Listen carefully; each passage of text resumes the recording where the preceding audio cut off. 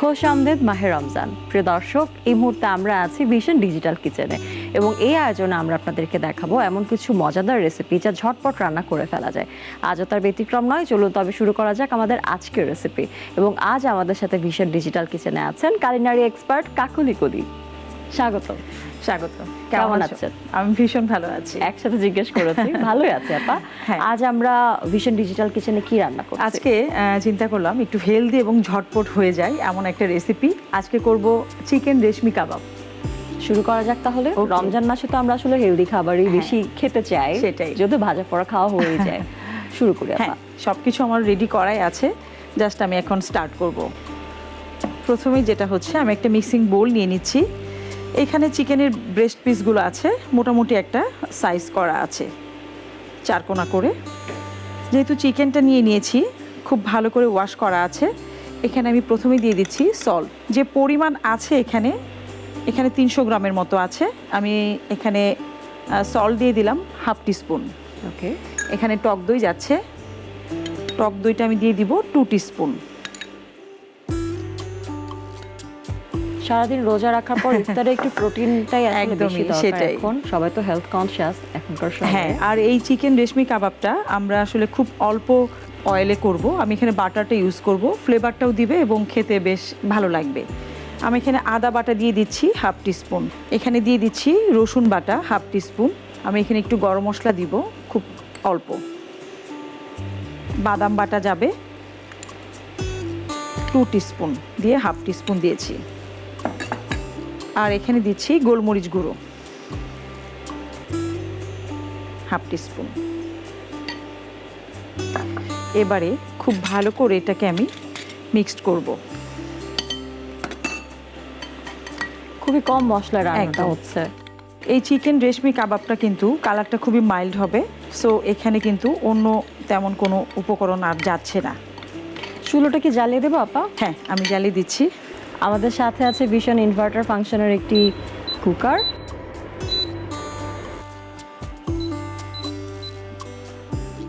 এখানে আমরা চাইলেই প্রয়োজন অনুযায়ী টেম্পারেচার একদম। ফিক্স করতে পারবো।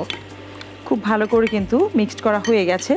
আরেকটা জিনিস আমি এখানে ইউজ করছি, সেটা হচ্ছে এখানে আমরা ডানো ক্রিমটা দিব। একটা ক্রিমি একটা ব্যাপার আমি চাচ্ছি এই কাবাবের মধ্যে। আমি দিয়ে দিচ্ছি এখানে 1 টেবিল স্পুন দিয়ে হাফ টিস্পুন দিয়েছি। কেউ চাইলে এইভাবে ম্যারিনেট করে কিন্তু আমরা রেখেও দিতে পারি। মেরিনেশনের জন্য কতক্ষণ একদম। সময় পারফেক্ট? এখানে যদি এরকম হয় যে আমাদের 1 ঘন্টা আমরা রাখতে চাই, সেক্ষেত্রে আমরা 1 ঘন্টা রাখতে পারি। আবার কেউ যদি মনে করে যে আমি সকালে ম্যারিনেট করে আমি দুপুরে করব বা বিকেলে ইফতারের আগ দিয়ে করব, তাতেও কোনো সমস্যা নাই। মশলাটা খুব ভালোভাবে ভেতরে ঢুকে যায়। এবার যেটা করব, আমি এখানে কাবাব কাঠি নিয়ে নিচ্ছি। আমার হাতটা কিন্তু ক্লিন করাই আছে। সো আমি যেহেতু হাতটা ক্লিন করেই নিয়েছি, আমি এখানে হাতটাকে ইউজ করছি। একটু খেয়াল করতে হবে আমাদের মশলাগুলো একটু চিকেনের সঙ্গে যেন লেগে যায়, এভাবে আমরা দিয়ে দিব। রমজান মাসের মজা হচ্ছে যে রমজান মাসে নতুন অনেক কিছু ট্রাই করা যায় ইফতারের একদমই তাই। জন্য, এবং সেটা যদি মনে লেগে যায় তাহলে দর্শকরা কিন্তু সারা বছর এটা পরিবেশন করতে পারে। বাচ্চাদের টিফিনের জন্য দিতে পারে, হ্যাঁ। বিকেলে নাস্তায় পরিবেশন করতে পারে। সেটাই। আর হয় কি যে আমরা আসলে সবাই এখন এতটাই ব্যস্ত থাকি, আমরা চাই যে অল্প সময়ে হেলদি কি টাইপের রেসিপিগুলো করা যায়।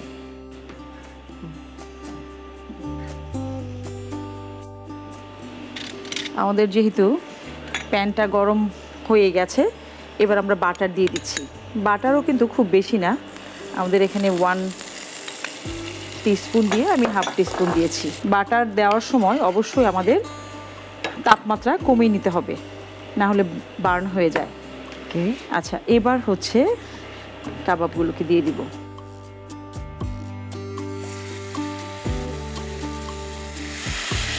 বাটার, চিকেন আর খুবই অল্প কিছু মশলা, টক দইয়ের ব্যবহার, সব কিছু মিলে আসলে খাবারটা খুবই হেলদি, যেহেতু অনেক বেশি মশলার ব্যবহার নেই, এছাড়া তেলের ব্যবহার নেই, আবার বাটার যেটা আছে সেটাও খুবই সামান্য, খুবই কম।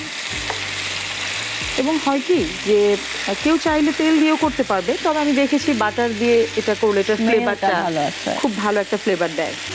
এবার আমি চুলার তাপমাত্রাটা আরেকটু কমিয়ে দিব। আমরা রেখেছি 14 ডিগ্রিতে। হ্যাঁ, একটু ঢেকে দিব, তাহলে অল্প সময়ে ভেতরটা খুব সফট হয়ে যাবে। স্মেল এসেছে কিন্তু এখন বাটারের স্মেল পাওয়া যাচ্ছে। এই ফাঁকে আমি যেটা করব, খুব অল্প পরিমাণে একটু একটু করে আমি ধনে পাতা সাইডে দিব। আমি চুলার তাপমাত্রা একটু কমিয়ে দিচ্ছি, তাতে করে কালারটা ভালো লাগবে এবং একটা ফ্লেভার দিবে। আমার কিন্তু অলরেডি ওপরে একটা এক পাশ হয়ে গেছে। বার্ন হয়ে গেছে। কাবাব মানেই কিন্তু আমাদের ওপরের কালারটা একটু বার্ন আসবে এবং ভেতরটা খুব জুসি থাকবে। সহজ কথায় কাবাব মানে আমি একটু পোড়া পোড়া গন্ধ ভালোবাসি। রাইট, আমাদের মনে হচ্ছে হয়ে গেছে, আর সময় লাগবে না। দেখা যাক কি অবস্থা। অ্যারোমা পাচ্ছ? খুব সুন্দর অ্যারোমা ছড়িয়েছে। হ্যাঁ, যেটা হয়ে গেছে আমরা এখন এটাকে সার্ভ করতে পারি। আমি যেমনটা চাচ্ছিলাম রেশমি কাবাবের কালারটা এরকমই হয়, একটু মাইল্ড কালার, হোয়াইটিশ কালার, ওরকমটাই হয়েছে। এবং দেখতে খুব ক্রিমি হয়েছে। হ্যাঁ, আমি এবার এটাকে সার্ভ করব।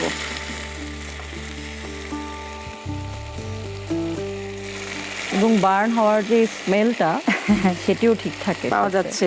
হ্যাঁ, এটা না পরোটার সাথে রুটির সাথেও পরিবেশন করা হ্যাঁ যায়। হ্যাঁ, একদম। দেখে মনে হচ্ছে আর কি হ্যাঁ। যে পরোটা দিয়ে খেতে খুব ভালো লাগবে। পরোটা দিয়ে, নান দিয়ে ভালো লাগে খেতে। রেডি আমাদের আজকের রেসিপি চিকেন রেশমি কাবাব।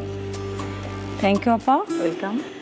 দর্শক, তৈরি হয়ে গেল ভিশন ডিজিটাল কিচেনের আজকের রেসিপি চিকেন রেশমি কাবাব। আগামী পর্বে আবারও নতুন কোনো রেসিপি নিয়ে দেখা হবে আপনাদের সাথে।